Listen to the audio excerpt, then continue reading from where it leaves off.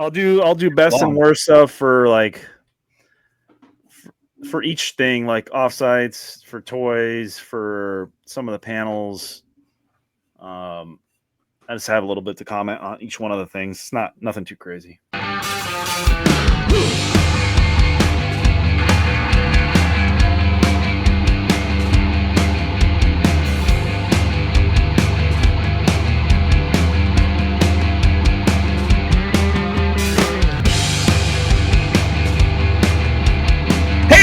Welcome to another episode of 5 Idiots Talking Toys. We are going to the southwest of our great nation to visit the grandfather of all conventions, the San Diego Comic-Con.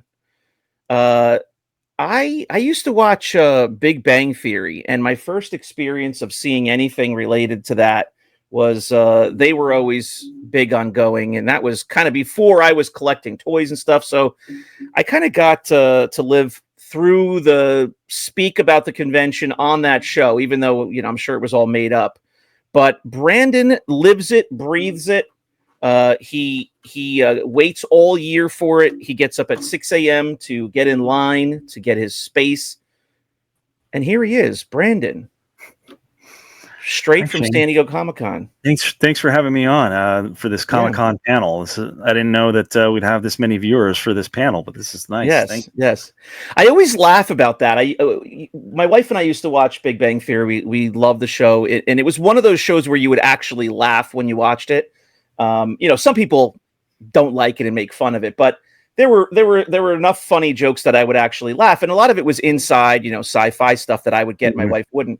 But they would always, every season I feel like they were going to San Diego Comic-Con, and it was, there was always something wrong. They couldn't get there on time, blah, blah, blah, blah, blah, but it was like that little glimpse into how big it is down there and how many people go and dress up and all that stuff. So, I've gotten more familiar with it as I've gotten into collecting and stuff. But you were there just this past weekend, right? Yep, I was there Thursday through Sunday. Okay, all right. I went every day except for preview night. They offer a preview night on Wednesdays. I did not get a ticket into that. Okay. Do you want Charlie Bean satchels, or do you want Lord Love in his basement? Let's see. I picked. Let's go with Charlie again. Sack of beans. Sack of beans. Charlie, how are you? I am good. I'm not sure how much I have to add to the Comic-Con that I did not attend, but... Well, you're now part of this Comic-Con panel, so thank you for joining us on this panel. I was there too. I was there Thursday through Sunday. I also didn't get the Wednesday, the preview night. Yeah. But I was there Thursday through Sunday. Right. Well, don't worry, because we have a final panelist, and he was there for Preview Wednesday. Lord Love in his basement, John Walden. I was not there for the preview. Oh, my mistake. He was the preview. And I've never been to San Diego Comic-Con. You also do not leave the state. You're also like Chris, who doesn't leave Long Island, only to go to one island in the Bahamas. John only goes to Georgia. He vacations in Georgia. Right. He lives in Georgia. Everything's in Georgia. He seems to drive to Kentucky for concerts. That's it. I only go to music festivals. Right. That's true. John, I was talking about you the other day, just real quick before we start. There's a concert. It's not for you, I don't think, but it's in is it Louisville, Kentucky? Mm-hmm. It's there at the same grounds. It's the Bourbon and Beyond Festival. Oh yeah. And I a week before. I know you guys listen to. I listen to all kinds of music, so we definitely overlap with our music tastes. I don't know what exactly you guys listen, but there's a lot of like indie folk stuff there, and there's so much of it that's like right up my alley these days. And I would love. It's a 4-day festival. I would love to go. It's really far from here. And then as I'm looking into it, I didn't realize it's the same fairgrounds that Louder Than Life is at. And it's the very next weekend. Yep. So I'm like cringing. I'm like, these people that run this thing have to deal with 4 days of bourbon drinkers and then 4 days of Louder Than Life, heavy metal Cannibal Corpse. I'm like, this is nuts. And it's like they don't use the grounds for any other concerts, around that time or the rest of the year. It's like 2 giant festivals in a row, though. But so do you Danny find Miller puts that on?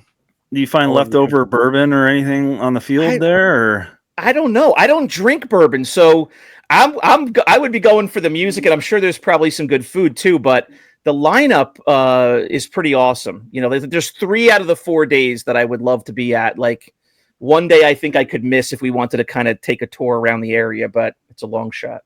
It's similar to I went to a toy show, or I sold at a toy show up in Burbank, and the day before the toy show, they had the Hollywood show, the same location. The Hollywood show has mostly B-list, B and C-list actors that that show up. Although they do have a couple of A-lists like Christopher Lloyd and stuff like that, but they'll show up and sign autographs, take pictures with fans. Well, I went to sell out the show the next day after the Hollywood show there in Burbank, and I'm walking around, and all the tables were set up from the day prior. Oh, but there was a stack of photos of people that had taken pictures with like Sala from Indiana Jones. Yeah. Oh wow. So they just left them. They just left them there. I was like, oh, remnants of the Hollywood show. You should have grabbed the whole stack, and then every time you sell a box to ship it, just drop a photo in there, and it'll be a random person with Sala.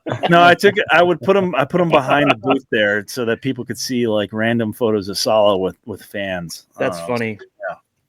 Yeah, but I was talking about John because I was like reading some of the the more headliner bands that'll be at Louder Than Life. And she's like, that's what John goes to see? I'm like, you better believe it. He lives it. He loves it. He's there. He can't quite get in. He's locked out in the parking lot, but he's there. We went to Sonic Temple this year, of course, because Metallica was there for 2 nights. Oh, yeah. But we're going to Louder Than Life for 1 day because, that day is Deftones, Perfect Circle, Cypress Hill. Oh, a bunch of bands. So we're going 1 day this year. There's definitely bands that I would love to see on the list, across the 4 days. But then there's a lot of bands I know their names, but I don't know. So All right, let's jump in. Brandon is the star of this episode. He is going to tell us about his experience at SDCC, as they spell it out online. Front and center. San Diego Comic-Con. You can make me smaller. That's fine. You don't need to. All right. It's more of a discussion. He's a little bit shy. And we don't need to have a panel here. So, just like you mentioned, I go to Comic-Con whenever I can. If I can get tickets, tickets are very hard to get. You have to sign up months and months and months in advance, and they sell out really fast. For those of you who are looking for tickets, if you do manage to get some, continue to try to go every year, because that's the best way to get tickets. If you miss a year, you kind of start all the way in the bottom of the pile again, and they choose people who attend regularly. That's what I've noticed anyway. But I just wanted to talk about some of the best and worst of Comic-Con and aim it towards what our podcast is about, and collecting and stuff in general. Obviously, there's a lot of big time productions that go to Comic-Con, like Marvel, DC, Netflix, HBO, Disney, Hulu, FX, Dark Horse Comics, your boy Todd McFarlane, John, he's there all the time. So there's a lot of big names that that show up there and do offsites. Like Alien had a offsite this year, put on by FX and Hulu. Paramount Plus had a offsite this year. So it's a pretty big deal for people that want to go. If you're looking just to find comic books and toys, it's probably not the show for you. A lot of people attend because they want to get exclusives, or they want to go to these panels, or they want to see movie stars. Like, if that's what you want to do, then this is probably the show for you. But I usually go just to look for toys and other stuff. I'm not big into the panels or the offsites and stuff. Brandon, just to interject on what you said at the beginning in terms of reserving or requesting tickets months in advance, it made me think, what kind of attendance is this thing getting? 135,000 usually. Yeah. I mean, they say that some of the numbers are a little bit inflated, but where it's held has a maximum capacity at once of 125,000 people. Yeah. It says. I mean, that's insane. Not to mention all the people that are out and around doing the offsites. Now, San Diego is very unique because it has a couple areas around the convention center that allows offsites. And what I mean by offsites, like a production will put together, like a easiest way to think of it, it's like a haunted house, or like a county fair almost. They'll put like a ride or a bounce house or something in there to promote, like King of the Hill walkthrough experience. Rick and Morty had, if you look at one of our shorts, Rick and Morty had like this blow up butt thing where you bounce house, a butt bounce house.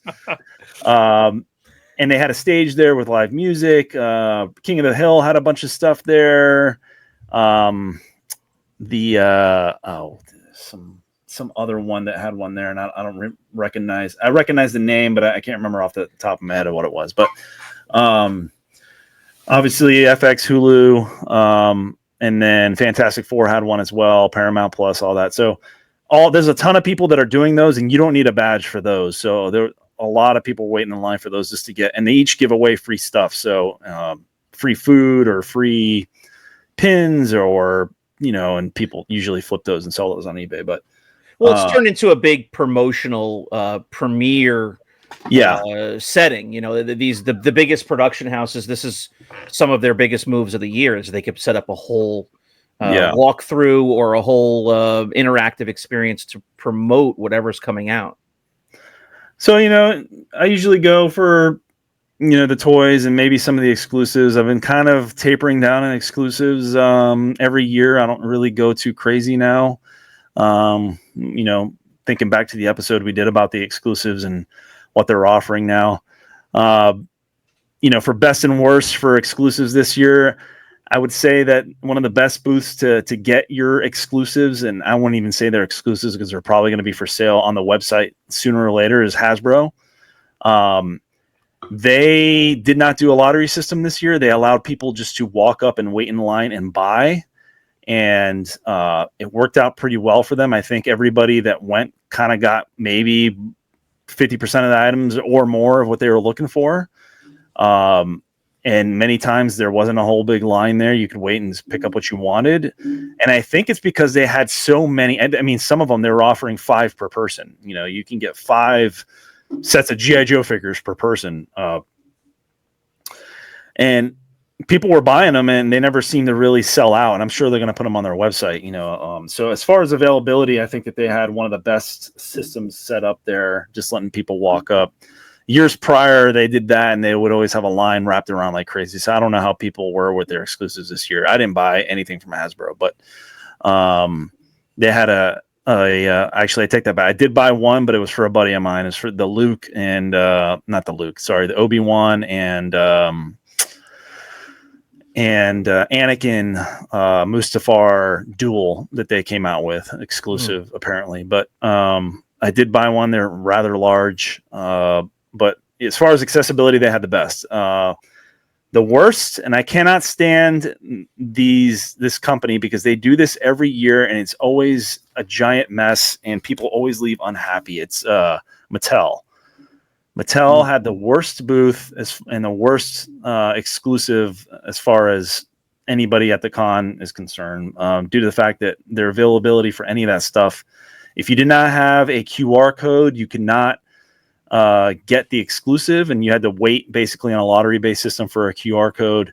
And then they had a walk-up line where if you didn't have the QR code, you could walk up, but it was almost after the QR codes were already released, and none of their items were available. None of the exclusives that you actually wanted, people could get. They would sell out with it by 10 a.m. Come back the next day is what it would say on their wall. And it's just like, how are you not making enough toys to cater to all the people that want your toys? Yeah. There's one item I wanted to pick up, which is the Back to the Future set of the DeLorean and Doc's white van. And it was $32 retail. By day one, they were going for $150 on eBay, and every day they sold out by 9:30 or 10. you couldn't get your hands on one. And they did offer a small time slot online. So again, oh, I want my San Diego Comic-Con exclusive. Well, they actually sold them online for 10 minutes, until they sold out. So you could buy them if you weren't attending the con, although they did sell out pretty fast. But I couldn't get my hands on one of these things. You had to have a QR code or get in line super early to try to get your hands on the walk-in line. And they just sold out. And I just don't understand how you can make a toy that sells out immediately and you're missing out on all this money, because now these people are scalping them on eBay and now nobody can buy them because they're outpriced, when everybody at the con would have probably bought one that was interested, and now you're saying they're sold out. I just don't understand how they don't make enough for everybody and because they know they're going to be hot sellers. They love that though. All the companies love when something's like hot like that. But yeah, for what? They make no money because you could have sold a lot more. I think that they still sell them, just not like through themselves. I think someone else is selling them for them. Well, Hasbro is doing the opposite, and they have for years, because we've talked about how at a given time they put them on their website on Hasbro. What is it? Yeah. Hasbro Play or whatever. Hasbro Pulse. Hasbro Pulse. They put them on the website, and I'm over here in New Jersey, years ago, ordering them, ordering 2 of each, which was the limit at the time. And I've never been to San Diego in my life. So it's like, well, how is this a San Diego Comic-Con exclusive? And then, with what Brandon's describing, it's the exact opposite. They're making them so exclusive that the people that are actually at the event where they're supposed to be exclusive can't get them because they're sold out, in an hour or something. It sounds like Hasbro is straddling this line. They've always tried to straddle it, but it sounds like they had maybe a better plan this year of wanting it to be exclusive, but wanting to sell as many as they can, even just at the event, like Brandon said. And Mattel's not doing that. I think they are missing an opportunity there, because you want it to be a hot item, but if you got 125,000 people there, you want to sell more than 500 or 1,000 of them. Yeah, I mean, I think it was just a missed opportunity on their part. They did have one year where they offered a buy now and pick up at the con. I thought that might have been the best idea for them, where you could have bought it online and just pick it up there at the convention. They didn't. What about all the people who don't end up showing up for whatever reason? They've got your money, but then are they sitting there with dozens and hundreds of these things that are? I don't know. Maybe that's a mess for them. Yeah, I don't know. There's got to be a happy medium somewhere, and I just don't think that they reached it this year. There's a lot of pissed off people, and to the point where at the end I was like, I don't even want this thing anymore. Whatever. I'm just over it. Yeah. They could have had my money day one, but now I'm kind of like, do I really need it? No. Yeah. So I definitely would have bought one, but after seeing that mess, and it just left a bad taste in my mouth, and I was like, you know what? I don't need to buy one of those. So they're the worst for sure. And they had other exclusives out there. Hallmark had one for the miniature Jawa on a 12-back card for the ornament, and that sold out pretty quick. They actually handed out time cards like, come back at this time for this time slot, you can buy one. But throughout the day they would open it up to people, and people were able to purchase them outside of those hours, and those were limited to I think 2,500 or 3,000 or something like that. So was Lego there? They were, yeah. And that place was a madhouse. What'd they have? They didn't have any exclusives. They just had a giant, it took up almost a whole booth, but a whole convention center built in Legos. So the front of the convention center, some of the offsites, and then all the vendor booths practically. I sent you the video on it, but it's massive. And it took up almost the whole booth. And then they had like a little area for kids to build like their own booths and stuff like that and put them on display. So, I mean, but Lego used to do like an exclusive minifigure that they would hand out for free. I think that the first, 100 people there, and I don't think they do that this year at least, but they had some of their sets that they had on display as well. I'm looking at the Mattel, exclusives. What the hell are they doing with creating a Little People Deadpool set. Like Little People, like for toddlers. So that's the only one I could have bought. That was the only one that was still available. It's like literally a toddler toy, you know, like those little like Weeble Wobble guys of Deadpool. It's like all my son's friends who are like, you know, 7, 8 years old talking about Deadpool. I'm like, none of these kids should be seeing Deadpool. Like they shouldn't even know who he is. It's funny. There's a little Deadpool with a farmer costume on, like a farmer outfit. Oh my gosh. All right. As far as toys, vintage toys, not a whole lot this year. I maybe bought one thing. There was 4 vendors there, 4 or 5 vendors that I usually, you know, see there at every single Comic-Con. They're always there. They had some new stuff, but not a whole lot of Star Wars, not a whole lot of G.I. Joes. They had a lot of Transformers and some Ghostbuster stuff, but nothing too crazy. There was a guy there selling some Polish bootlegs and stuff like that, and some model trim figures. But you know, that was the kind of weird stuff that I did see. So we'll share some more videos of those on some of our shorts. But those were there. So you know, as far as vintage toys go, nothing too crazy unless you're looking for weird stuff like that, some model trim stuff, which not too many vendors have that. So that was kind of weird to see this year. As far as panels, I'm not a big panel guy. I never have been. The Hasbro panel was okay. They just got to let the Black Series go. They start off with the Black Series showing some of the new figures, and it's just like the crowd was not interested. So I just think that that's a dying line, and they just need to kind of let that go. And as far as, you know, vintage collection stuff, though, people were going nuts, and they released their new Hasbro, their HasLab, which was that battle tank or whatever it was. I don't know what it's called, from Clone Wars. Yeah. Oh, the People gunship?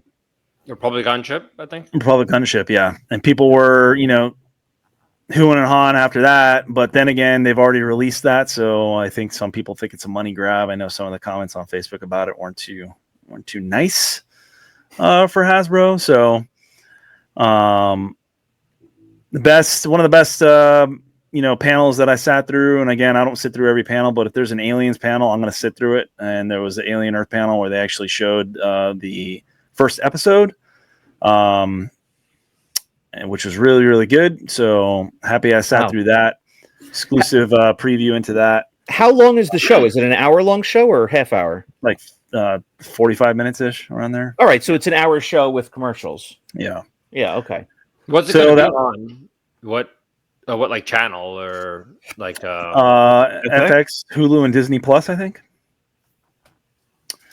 So that was a really good panel, and then obviously the George Lucas one. Now everybody, you know, I had a feeling this was going to be this way when I first. So to get into one of these panels in the morning, the first panel you have to have a wristband, and people line up the night before for wristbands starting at a certain time. That way, it guarantees that if you want to actually get into the panel, you can. You just line up, you get your wristband, and you can go home after that. That's to prevent people from spending the night and stuff like that to get in there. But when I showed up for the wristband for the George Lucas thing, there wasn't that many people online, so I had a feeling that it wasn't going to be a big deal. So it was easy for me to get a wristband, and I showed up the next morning, a few hours before, and I was able to get a pretty good place in line. But, you know, he wasn't there to talk Star Wars or Indiana Jones or his movies. He was there to talk about his new museum that's opening up next year that's going to be in LA. So he was there just basically promoting the museum and give a little background as to the art he's collected over the past 50 years and some of the pieces that he owns and what's going to be there. Guillermo del Toro was there as well, because he's on the board for the museum. And then Doug Chang, which is one of the head artists for Lucasfilm, was there. And it was moderated by Queen Latifah, which is kind of weird. That's but weird. Yeah, she was there. It was kind of weird. I don't know, but you know, I think people were like, "Oh, George Lucas," but when they realized he wasn't there to talk Star Wars, I don't think, you know, I think people were just there because they just want to see him in person. So they were able to do that. But by the end, I think the entire place was packed. You couldn't find a seat there for old George. So those are some of the good panels. Some of the other panels I did not sit through, but I heard that people were complaining about because they weren't great, or Marvel and DC were not there promoting new stuff. I guess because it's a transition point for them right now. You would think that Marvel would have been promoting Fantastic Four, but it came out on the 25th, which is right in the middle, right before Comic-Con even started. So they weren't there. They weren't going to promote a movie that was already out. So people were complaining about that. Well, the big names weren't here and all that. And it's just like, okay, sure. Like I said, some people just go just for these panels. They live and breathe these movie stars and wanting to go see these guys in person. But were there a lot of actors there for any different productions? Or Ryan Gosling was there promoting Hail Mary, that movie about space flight or something. Oh, okay, yeah. He was there. I'm not sure. I did not have a chance to go to the Tron Ares panel because it was later on in the afternoon. And I had already left by that point, but what's his name was there? Jared Leto was there promoting that because he's in the movie. And Nine Inch Nails did the soundtrack for the movie. I had heard a rumor that Trent Reznor from Nine Inch Nails would be there, but I don't know. I haven't seen. I've seen some videos of that panel in the intro, and it was pretty, crazy looking with all the lasers and lights and stuff. Was Atticus Ross there? I didn't hear anything. Maybe, I don't know. It's really the two of them. It's Trent Reznor and Atticus Ross that do all these movie soundtracks. I mean, they're pretty fantastic. How much is the con for you to get in? If you total up all the days, you're looking at maybe $400. So it's like maybe it's like, say, I can't remember exactly. It's like $90 a day, maybe, for the 4 days, and then preview nights like $60 or something like that. If you're somebody who's going, planning to go for 4 days, would you say that there's enough for you to do something, different for the bulk of all 4 days? Like, are you going to run out of stuff by day 2 or 3? I went for 4 days, and this is the first year that has ever happened where I did not make it through the entire convention. Okay. Usually I like to walk down each row and see everything and go down Artist Alley and whatever, look at stuff. I usually do that when I'm by myself because usually I take a day and I just go on my own. But this year, the kids wanted to go. The wife wanted to go 2 days, which was kind of weird. I think she was like looking for Pedro. And I was like, all right, I guess I'm not going to have an opportunity to go. And then on Sunday, I was like, all right, well, I'll just go by myself again. And then my son was like calling all pissed off, on my wife's phone saying that I left him here and that he wanted to go. So, and I went and did some of the offsites, which I usually don't do. And I sat through some of the panels, which I usually don't do. So that took up the bulk of the time was, the offsites, and some of the panels, which, I don't usually do, but I think I made it through all the big ones. Yeah. I love that one. I don't know where that's from. I just happened to see it, and I'm like, oh my god. I wrote that one a long time ago. Yeah, so luckily this one's in my backyard, so I don't have to travel too far. And the weather was great. So I mean, the offsites were really good this year, especially the Alien one. The toys were decent, and the exclusives were. I'd give a thumbs down on the exclusive experience there. And I'm not a Funko guy. I know people waiting, and practically kill each other for some of these Funko Pops and exclusive ones of those, but not into that. All right. Well, here's my big question: best and worst cosplay this year. Best cosplay was Galactus.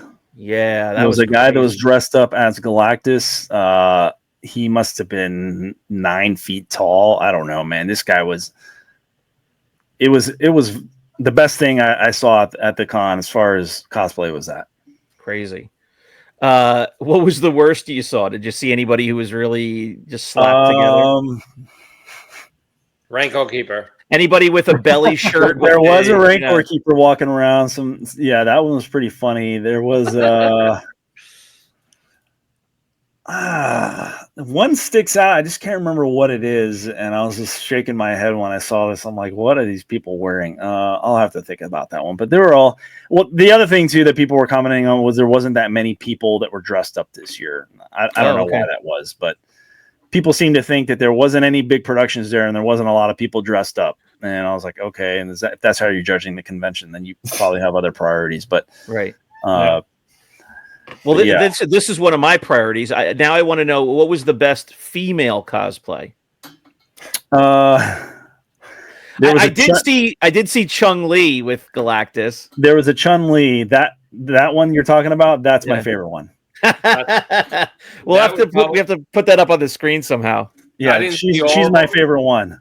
I didn't see all of them, but I'm assuming that's my favorite one too. Yeah, it would be your favorite one, correct? Yeah.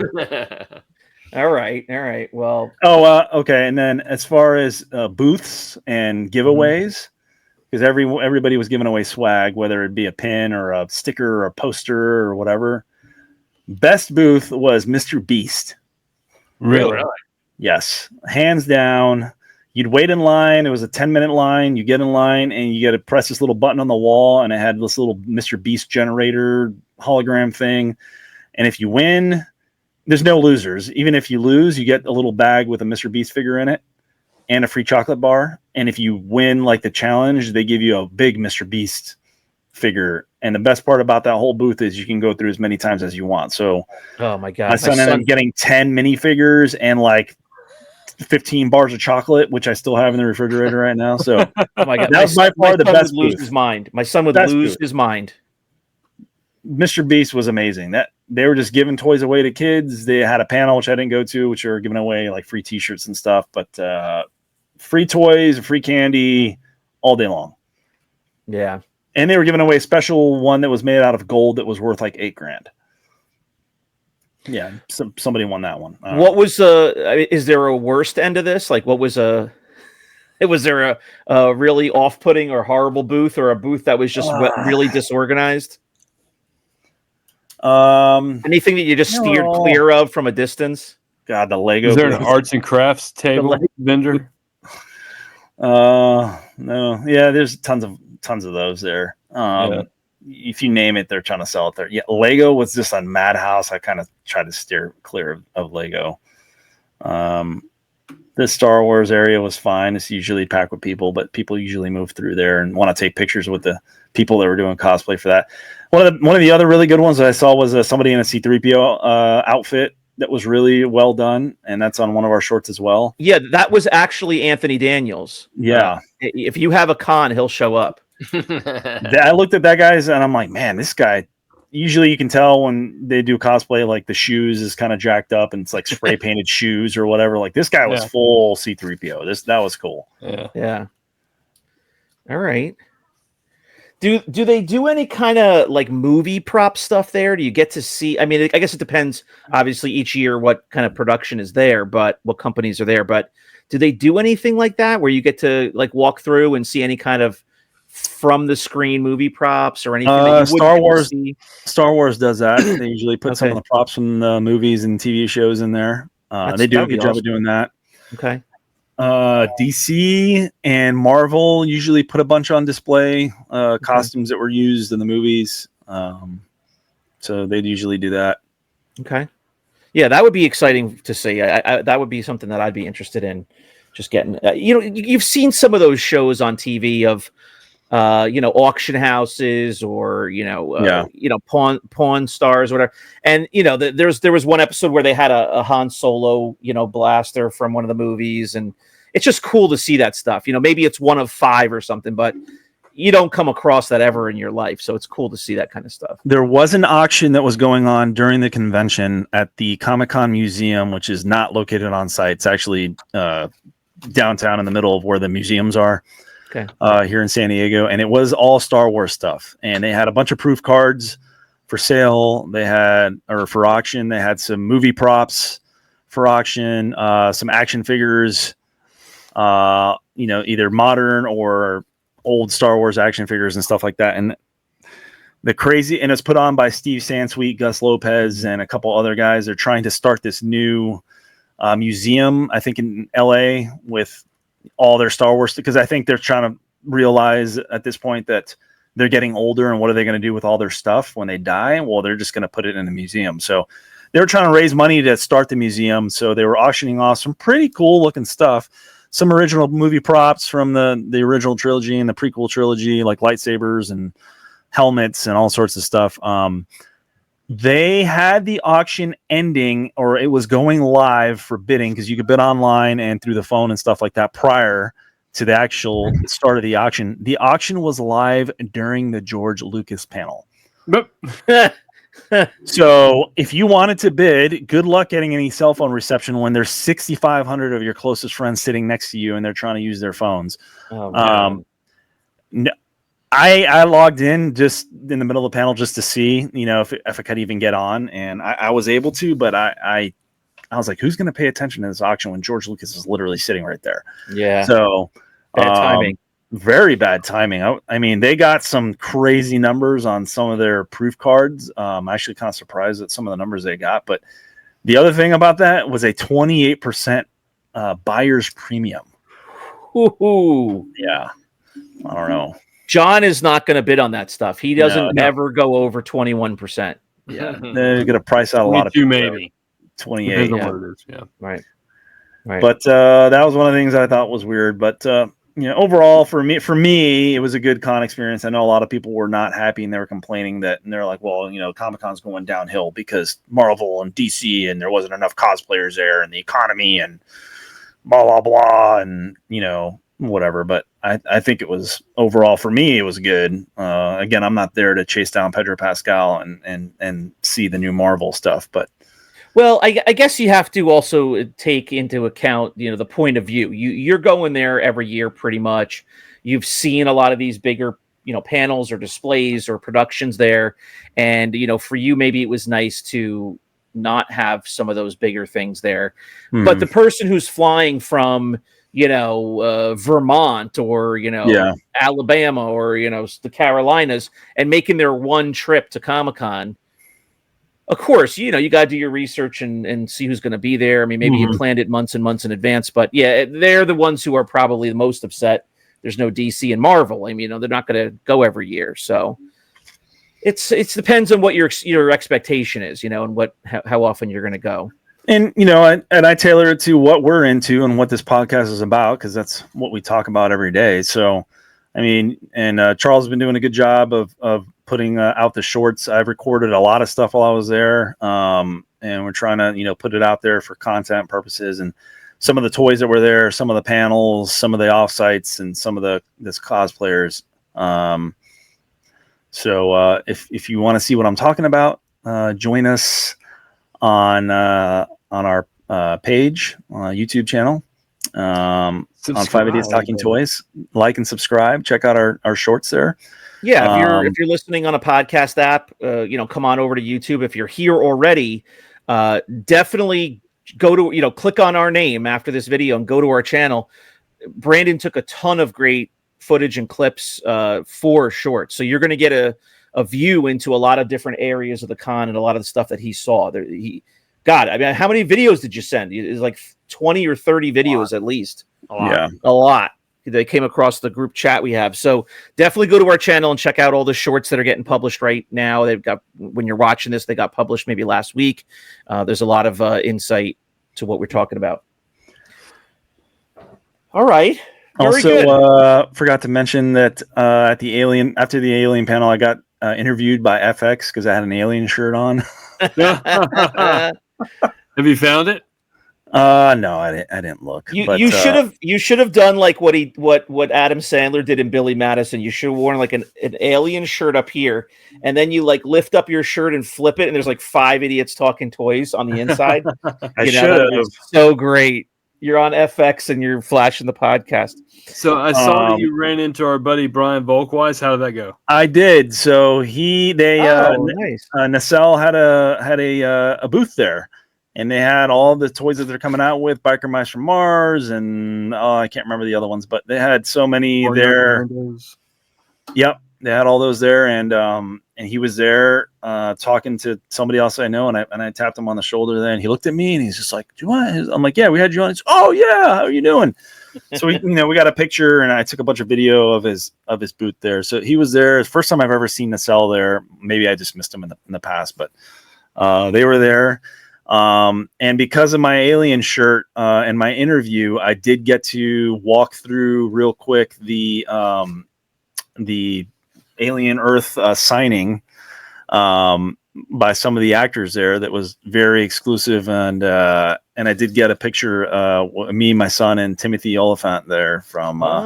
Nice. He plays one of the characters there in Alien Earth. I won't spoil it, but Raylan Givens.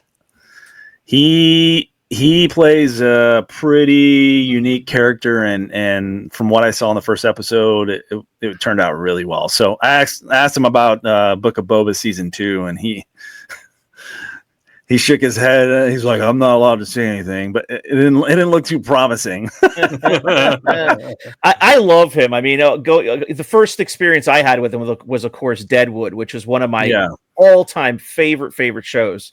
So anytime I see him in something, I'm always like, you have a smile on my face because he's so good. And my wife was watching the whole thing. She's like, that nobody was supposed to be taking selfies with people. I was like, I don't care. What are you gonna do? Yeah. I was like, this is one of the guys that I recognize from the show, and I liked his character in Book of Boba, so of course I'm gonna try to take a picture with him. Yeah, that's awesome.